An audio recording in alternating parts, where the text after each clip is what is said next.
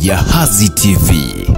Imeonekana kwamba wanajamii au wananchi wenzetu hasa kule ngazi za chini ni kwamba wanaona suluhisho la kutatua migogoro ni kuanza moja kwa moja mahakamani au labda ni kuenda kwenye vyombo vingine ili kuweza kupata suluhisho la matatizo yao hayo.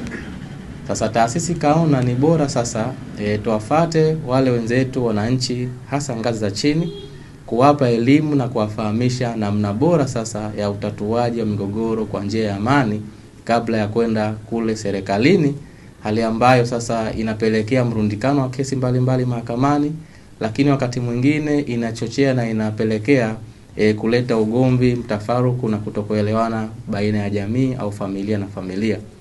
Taasisi inatoa elimu ya kuwapa wale wenzetu kule chini elimu ya namna bora ya utatuzi wa migogoro kwa njia ya amani. Tunaenda kuambia sasa au tumeshaanza kuambia sasa wananchi wenzetu kwamba kuenda mahakamani si suluhisho la kupata haki moja kwa moja. Kwanza kuna njia za kuanza ambazo ni njia za mazungumzo. Kwa taasisi tunawapa elimu namna bora ya kukaa na wazazi kama migogoro, sababu tuna migogoro aina nyingi ambayo tunaiangalia.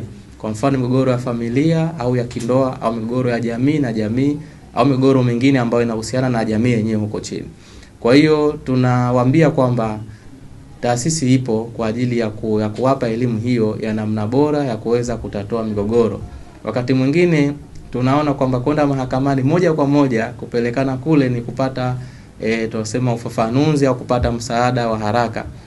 Ni sawa, lakini kumbe ilikuwa kwanza tuanzie na njia zile nyingine za busara za mwanzo kabisa kabla ya kwenda kule mahakamani. Kule kesi ambayo unaweza kuijadili na familia, kuijadili na viongozi wa dini, kuijadili na viongozi wa kimila na viongozi wengine ambao wana hekima na busara katika ngazi ya chini kabisa, inaweza ikatatulika kwa haraka na bila kuleta mgongano ama kuleta uzalishaji wa kesi nyingine au tatizo jingine zaidi.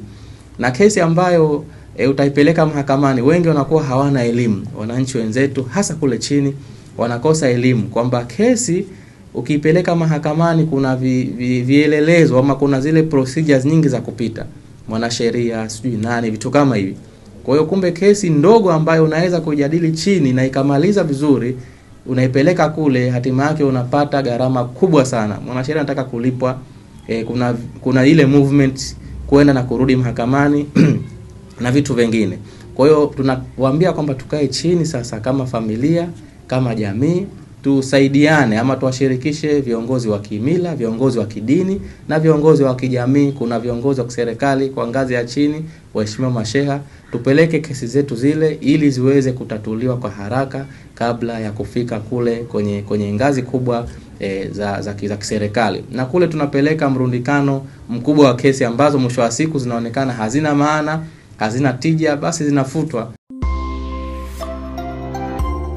Jahazi TV.